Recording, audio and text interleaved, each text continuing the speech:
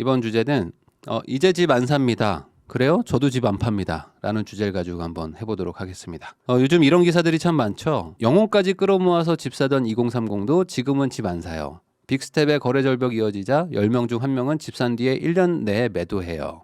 서울 거래 절벽이 어디까지 갈까요? 역대 최저 거래량을 기록했습니다. 그러니까 한마디로 지금 거래가 정말 안 되고 있고 사람들도 뭐 안 산다. 뭐 이런 얘기들이 이 언론에 정말 많이 나오죠. 그러면 정말 거래가 얼마나 안 되는 걸까요? 이런 기사를 하나 가져와 봤습니다. 서울 아파트 거래 건수는 이제 작년이죠. 그러니까 작년 초에 비하면 지금 아주 많이 급감한 건 사실입니다. 그러니까 원래 13,000건 정도 되는데 이것도 뭐 그렇게 많다고 볼 수는 없는데 이때도 거래량이 적다고 얘기하던 시절입니다. 근데 이때보다 더 떨어져서 지금 3,334 뭐 이 정도가 바닥을 찍었다고 합니다. 1분기 때. 그러니까 1년 만에 거래량이 75%가 줄은 거예요.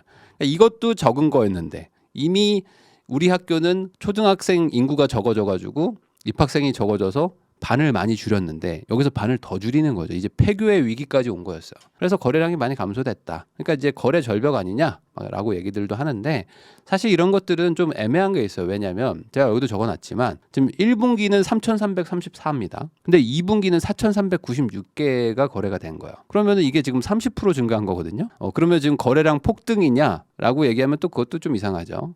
그러니까 결국에 이런 것들은 거래량이라는 건 항상 상대적인 비교이긴 한데 어쨌든 지금 거래가 절대적으로 적은 거는 맞습니다. 서울에는 약 180만 채 정도의 아파트가 있습니다. 그러니까 정말 거래가 안 되는 거죠.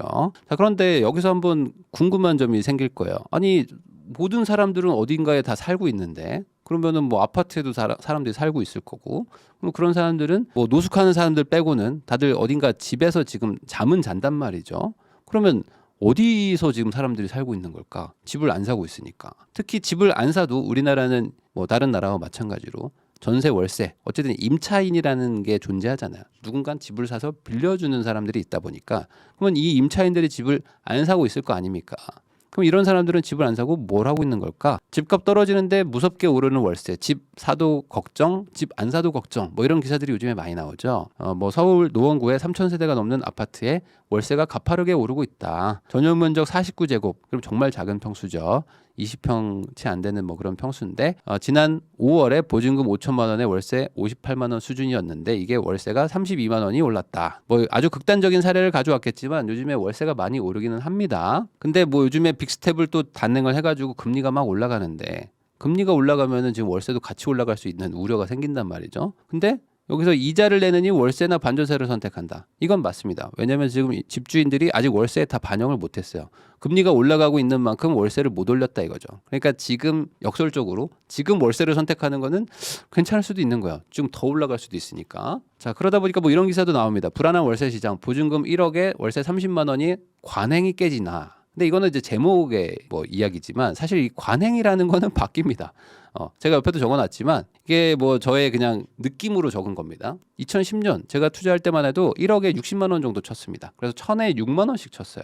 그러니까 6%였죠. 그때는. 그래서 당연히 1억 정도 전세하면은 월세 60만 원 정도로 계산을 했었단 말이죠. 근데 이게 한 15년도 요쯤에는 한 50만 원 정도로 계산을 했었고요. 17년도, 18년도 그쯤에는 이제 1억당 한 40만 원씩 막 계산합니다. 그러다가 이제 20년, 21년 이때 막 저금리 시절에는 이제 1억에 30만 원까지 가더라. 그러니까 1000에 3만 원이었죠.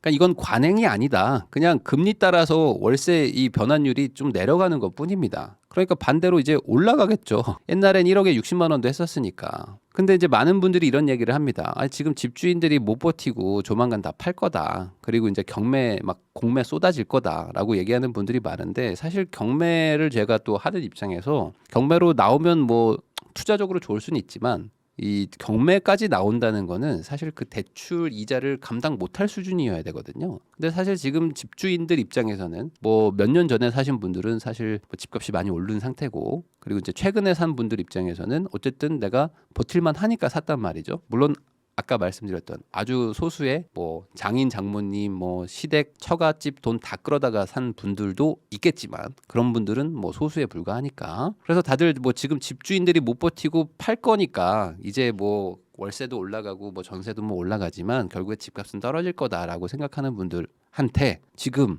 정부가 이상한 방향의 정책을 하나 발표해서 설명을 드리려고 합니다. 왜 지금 이 정책이 나오는 거지? 라는 거죠. 자, 2022년 세제 개편안 상세본이 발표가 됐는데요. 여기에 보면은 부동산 세제 정상화가 있습니다. 여기에 종부세 개편안이 있습니다. 그래서 이게 뭐야? 라고 제가 이제 생각이 든 거죠. 자, 보세요. 이게 종부세를 깎아줍니다. 근데 이게 공약에 있었어요. 근데 지금 이 시기에? 라는 느낌인 거죠. 자, 주택 수가 아닌 총 금액으로 깎아줍니다. 이게 무슨 말이냐? 원래는 이게 조정 대상 지역에 들어가면은 2주택부터고 아니면 3주택부터 해가지고 세율이 달랐습니다. 그래서 0.6%가 뭐 예를 들어 1주택자 기준이면은 다주택자, 3주택자 이상이면은 거의 2배씩 세금을 매겼는데 이런 거를 지금 이제 주택 수는 따지지 않겠다. 그냥 이 과세 표준 총 금액으로 세율을 일원화하겠다라는 겁니다. 그러면 이게 어떤 의미가 되는 거냐? 이게 상당히 큰 변화입니다. 자, 기본적으로 다주택이라는 거를 상관하지 않겠다는 겁니다. 그리고 이게 어찌 보면 뭐 좋다고 볼 수도 있는 게 아니 3억짜리 10개 가지고 있는 사람하고 30억짜리 1개 가지고 있는 사람하고 세율이 다른 게 말이 되냐라는 그 문제점에서 시작을 하는 거예요. 그러면 이거는 맞는 말 같기도 하죠. 왜냐면 반포동에 한 채 가지고 있는 사람이 어찌 보면 3억짜리 빌라 10개 가지고 있는 사람보다 더 부자일 가능성이 많습니다. 근데 그런 분들은 한 채니까 한 채니까 세율도 깎아주고 막 다 깎아주는데 3억짜리 10개를 사가지고 전세를 빌려주고 있는 뭐 노인 할머니 입장에서는 너는 다주택자니까 세금을 많이 내세요라는 것도 사실 좀 근거는 없단 말이죠. 그래서 자, 근거는 금액입니다 라고 해서 이 세율을 싹 다 바꿔버렸습니다. 그래서 왜 바꿉니까라는 거의 이유는 이 차등과세라는 것 자체가 불합리하기 때문이다. 그러니까 집계수가 많다고 해서 세금을 더 걷어야 될 이유는 없다. 예를 들어 주식을 생각해 봅시다. 주식을 많이 가지고 있다. 저는 100개의 회사를 가지고 있다. 왜 다 회사 주식자냐 해가지고 너는 거래세를 더 많이 때리겠다라고 하는 것도 어찌 보면 근거가 없을 수 있는 거잖아요. 그러니까 과거에는 그거였습니다. 집을 많이 가지고 있으면서 투기하지 말라 이거였는데 아니 제가 3억짜리 빌라 10채가 투기인가요? 라고 물어보면은 그건 투기지. 근데 저기 반포동은 막 지금 20억짜리가 40억이 됐는데요. 저건 투기가 아닌가요? 저기도 막 전세 끼고 집 사시는데 저건 1주택자니까 투기가 아니지 라고 얘기하는 것도 좀 아니다 라고 지금 사회적으로 어느 정도 좀 통용이 됐죠. 몇 년간 지나면서 그런 얘기를 하는 것 같습니다. 자, 그리고 이제 이런 것도 생겼습니다. 원래 없던 건 아닌데 세부담 상한을 좀 조정했다. 원래 뭐 300% 그러니까 다주택자면 작년 대비 세금이 3배가 돼도 어쩔 수 없다 라는 건데 사실 이거는 기본적으로 조세 기준에서 이렇게 세금을 뭔가 1년에 3배로 올린다 이런 것들은 사실 너무 과한 건 맞잖아요. 그러다 보니까 이런 것들도 좀 150%로 좀 통일을 했습니다. 다만 이제 법인은 상한이 없어요. 법인으로 집 사지 마라는 거죠. 그럼 공제 금액 같은 게 좀 바뀌었나? 라고 보면은 이것도 많이 바뀌었습니다. 그래서 1주택자는 원래 11억이었는데 12억까지 그러니까 1억을 더 공제해 주겠다. 그리고 다주택자들은 9억씩 공제를 합니다. 그러니까 9억 공제가 인당 공제이기 때문에 예를 들어 내가 부부가 반반씩 공동명의하고 있다? 그러면은 곱하기 2가 공제가 되는 거죠. 그럼 이게 언제부터 적용됩니까? 이거는 23년부터입니다. 그러니까 올해 종부세는 이미 6월 1일에 기준이 딱 돼서 그때 부과가 이제 결정이 난 거고요. 그리고 내년 6월 1일에 집을 가지고 있는 분들은 이제 이 세제에 대해서 적용이 되겠죠. 자, 그러면 이제 올해 종부세는 어떻게 되는 겁니까? 올해는 사실 요거입니다. 요거. 60% 이게 뭐냐면 공정시장 가액이라는 게 있는데 뭐 종부세가 이만큼 나왔어요. 그럼 곱하기 60%로 일괄 할인하는 제도가 있습니다. 이 할인율이라고 생각하시면 됩니다. 그래서 이제 작년까지만 해도 95% 할인율이었습니다. 그러니까 이제 5% 깎아주던 거를 이번에는 이제 40%를 깎아주는 거죠. 물론 이 공시가격 같은 게 많이 올랐지만 이번에 할인율이 많이 늘어났죠. 그러니까 요거 곱하고 나면은 거의 뭐 똔똔이거나 살짝 좀 내려가거나 이럴 것 같아요. 그래서 웬만한 분들은 작년 정도 세금을 내거나 아니면 작년보다 조금 더 낮게 낼 확률이 있다. 이렇게 생각하시면 됩니다. 올해는. 그럼 내년은요? 내년은 아까 거 적용하면 많이 내려가죠. 자, 대신에 올해는 요게 하나 있습니다. 1주택자만입니다. 1주택자만 추가로 3억을 더해서 14억까지 깎아줍니다. 14억까지는 아예 세금을 걷지 않겠다라는 거죠. 요 3억 추가 공제는 올해만 있는 겁니다. 올해만. 대신에 1주택자만. 자, 거기다가 뭐 1주택자 고령 장기 보유 납부 유예 뭐 이런 것도 하겠다고 합니다. 내년에. 그래서 만 60세 이상이거나 5년 이상 보유했다.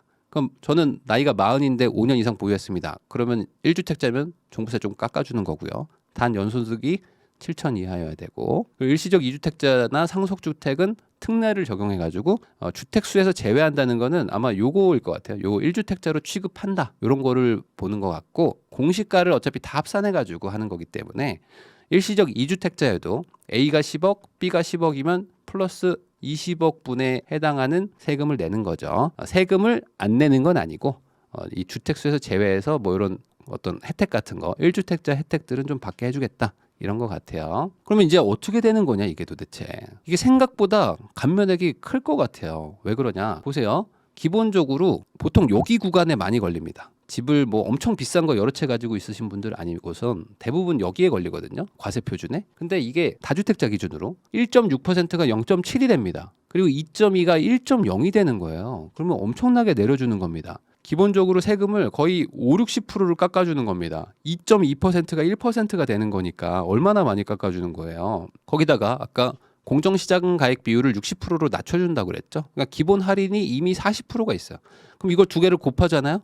그러면은 세금이 거의 3분의 1 수준으로 내려갑니다. 그러니까 작년에 세금 낸 거 비해 가지고는 거의 3분의 1 수준으로 세금이 내려가지 않을까 싶은 정도의 세율 조정이다라고 생각하시면 될 것 같고요. 거기다가 이것도 있어요. 다주택자는 3억을 추가로 공제하잖아요. 그러니까 원래 6억씩 깎아주던 거를 9억으로 깎아주니까 실제로는 더 깎아지는 거죠. 원래라면은 여기 구간에 걸릴 사람들이 이 밑으로 내려가 버리니까 0.7을 부과받을 사람이 0.5를 내거나 아예 안 내거나 이래 버리기도 합니다. 그러니까 대단히 많이 깎아주는 거다. 거기다가 1주택자는 12억 원 정도를 공제해 주니까 이것도 크죠. 그리고 공동명의는 9억 곱하기 2니까 18억을 공제해 주니까 이게 뭐야. 현실적으로 종부세를 낼 사람이 많을까라는 느낌이 들 정도의 상당한 공제 수준일 것이다. 이 정도면. 그래서 제가 이걸 처음 보자마자 이거 낼 사람이 생각보다 없겠는데? 라는 생각이 좀 들고요. 그리고 두 번째 이 생각이 들었어요. 아니 이렇게 되면은 다주택자가 팔 이유가 있나? 라는 생각이 들더라고요. 기본적으로 다주택자분들의 지금 그 가장 힘든 점은 금리 이런 거보다도 내가 지금 이 집을 가지고 있음으로써 보유세가 나오는 게 힘든 거거든요. 근데 이 보유세를 상당 부분 지금 감면해 주는 거기 때문에 종부세 대상자도 많이 줄 것 같고요. 나오더라도 뭐 이 정도? 이 정도면 내지 뭐. 약간 2017년도, 18년도 느낌? 그 정도로 많이 내려갈 것 같아요. 그래서 지금 이게 아주 단순히 얘기하면요. 1주택자인데 공동명의로 만약에 가지고 계신다. 그러면 30억짜리 집을 사도요. 종부세가 크게 많지 않지 않을까라는 생각이 좀 드네요. 18억 정도를 깎아주니까. 그럼 시세가 30억이어도 세금 내는 거는 그리 많지 않을 것 같다. 그러면 이런 정책을 왜 하는 걸까요? 이겁니다. 다주택자는 사실 그동안 악의 축이었죠. 근데 악의 축이냐 아니면 전월세 공급자냐 이걸 가지고 뭐 시장주의냐 뭐 반시장주의냐 뭐 이렇게 막 얘기를 했었는데 이번 정부는 이렇게 보는 겁니다.